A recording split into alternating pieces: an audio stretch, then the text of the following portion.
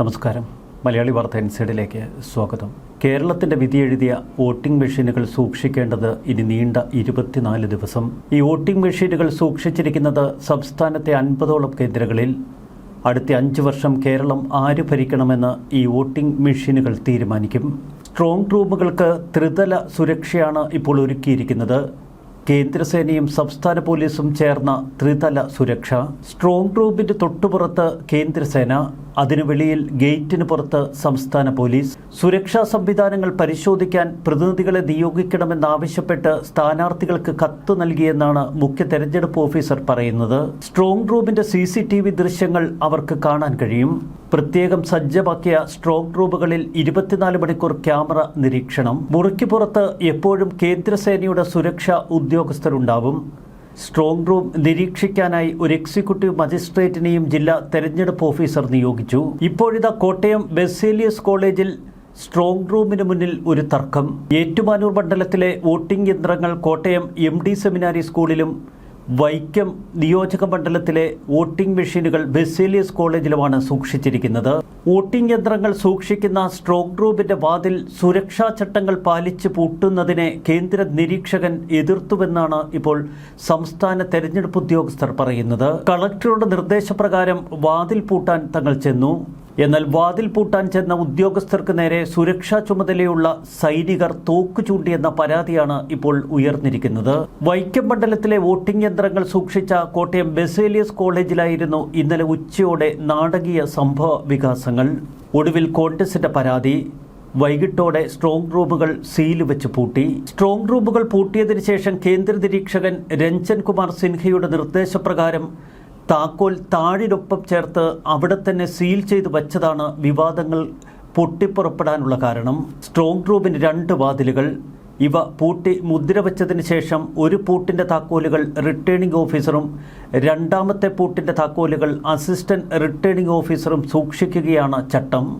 Returning ഓഫീസറും assistant returning ഓഫീസറും ഒരുമിച്ചുണ്ടെങ്കിൽ മാത്രമേ സ്ട്രോങ് റൂം തുറക്കാൻ കഴിയൂ. മിക്കവാറും റിട്ടേണിംഗ് ഓഫീസറും അസിസ്റ്റന്റ് റിട്ടേണിംഗ് ഓഫീസറുമൊക്കെ ഒരു രാഷ്ട്രീയ പാർട്ടിയോട് കൂറ് പുലർത്തുന്നവരാണ് എങ്കിൽ എതിർപക്ഷത്തുള്ള സ്ഥാനാർത്ഥിയുടെ പ്രതിനിധികൾക്ക് പലപ്പോഴും അങ്കലാപ്പിനത് കാരണമാകും.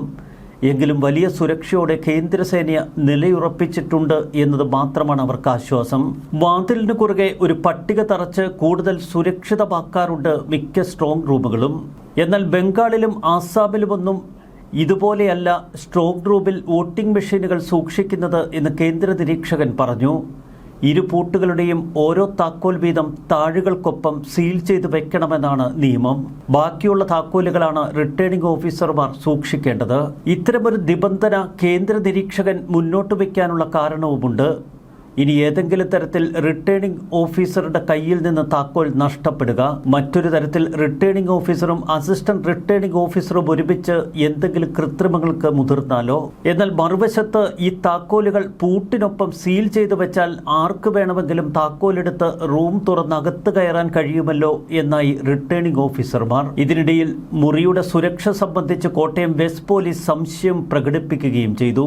ഏറ്റുമാനൂരിലെ UDF സ്ഥാനാർത്ഥിയും DCC പ്രസിഡന്റ് നാട്ടകം സുരേഷും ഇലക്ഷൻ ഏജന്റ് G ഗോപകുമാറും കളക്ടർ ചേതൻ കുമാർ മീണയ്ക്കും മുഖ്യ തെരഞ്ഞെടുപ്പ് ഓഫീസർ രത്തൻ കേൽക്കായ്ക്കും പരാതി നൽകി. ഇതോടെ കോട്ടയത്താകെ ഒരു വിവാദ കൊടുങ്കാറ്റായി ഈ വിഷയം ആഞ്ഞുവീശി.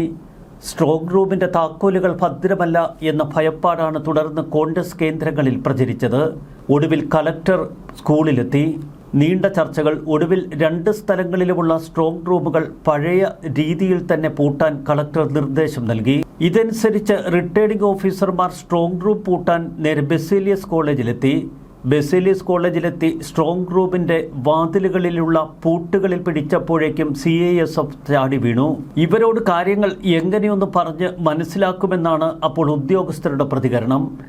എന്തായാലും തോക്കു ചൂണ്ടി നിൽക്കുന്ന കേന്ദ്രസേനയെ കണ്ടതോടെ റിട്ടേണിംഗ് ഓഫീസർക്ക് മുട്ടിടിച്ചു. തുടർന്നവർ പിൻവാങ്ങി. പിന്നീട് കേന്ദ്ര നിരീക്ഷകനും കളക്ടറും ചേർന്ന് തർക്കം പരിഹരിച്ചു. സ്ട്രോങ് റൂമുകൾ പഴയ രീതിയിൽ തന്നെ പൂട്ടി താക്കോലുകൾ റിട്ടേണിംഗ് ഓഫീസർക്കും അസിസ്റ്റന്റ് റിട്ടേണിംഗ് ഓഫീസർക്കുമായി കൈമാറി. വലിയ വാതിലുകൾ പ്ലൈവുഡ് ഷീറ്റ് വെച്ച് മറച്ച് അതിനു മുകളിൽ പട്ടിക അടിക്കണമെന്നായി കോൺഗ്രസ്. ഒടുവിൽ അതിനും കളക്ടർ സമ്മതം നൽകി. മെയ് 4-ാം തീയതി വോട്ടെണ്ണുന്നതുവരെ വോട്ടിംഗ് മെഷീനുകൾ ഭദ്രമായി സൂക്ഷിക്കണം. ഇത്തരമൊരു തലവേദനയാണ് ഇപ്പോൾ കോൺഗ്രസിന് മുന്നിൽ. കോൺഗ്രസും UDFും ഒക്കെ പല സ്ഥലങ്ങളിലും ചങ്കിടിച്ചു നിൽക്കുന്നു. ഏതെങ്കിലും തലത്തിൽ എന്തെങ്കിലുമൊക്കെ മാനിപ്പുലേഷൻ അവിടെ നടന്നാലോ? ഒരു വശത്ത് ഇലക്ട്രോണിക് വോട്ടിംഗ് യന്ത്രങ്ങളുടെ വിശ്വാസ്യത സംബന്ധിച്ച തർക്കം, മറുവശത്ത് ഇത് കേരളമാണ് എന്നും കോൺഗ്രസ് നേതാക്കൾ ഓർമ്മപ്പെടുത്തുന്നു.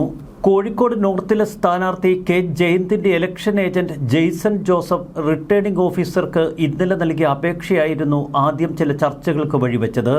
ഇപ്പോഴിതാ കേരളത്തിലെ എല്ലാ നിയോജക മണ്ഡലങ്ങളിലെ സ്ഥാനാർത്ഥികളും വോട്ടിംഗ് മെഷീനുകൾക്ക് കോൺഗ്രസ് സുരക്ഷ നൽകണമെന്ന ആവശ്യം ഉന്നയിച്ചു.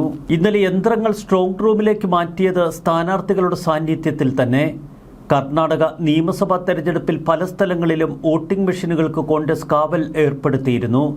സമാനമായ സംവിധാനമാണ് ഇപ്പോൾ കേരളത്തിൽ സജ്ജമാക്കിയിരിക്കുന്നതും. സ്ട്രോങ് റൂമിന് പുറത്ത് കാവൽ നിൽക്കുന്നവർക്ക് അടിസ്ഥാന സൗകര്യങ്ങൾ ചട്ടപ്രകാരം നൽകണമെന്ന് ഇന്നലെ കോൺഗ്രസ് കത്ത് നൽകുകയുണ്ടായി മുഖ്യ തെരഞ്ഞെടുപ്പ് കമ്മീഷണർക്ക്. നിശ്ചിത ഇടവേളകളിൽ സ്ട്രോങ് റൂമിനടുത്ത് പോയി പരിശോധന നടത്താനുള്ള അനുമതിയും അവർക്ക് നൽകണമെന്ന് കത്തിൽ പറഞ്ഞിരുന്നു.